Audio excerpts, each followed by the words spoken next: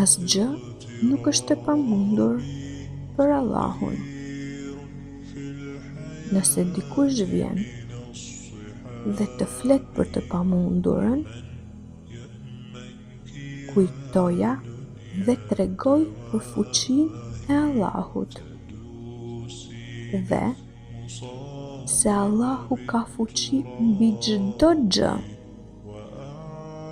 Prandaj, gëzohuni, shpresoni dhe mbushini zemrat tuaja me mendime të mira për Allahun. Mos i dëgjoni të dëshpëruarit, të trishtuarit dhe as ata që tashmë e kanë humbur shpresën.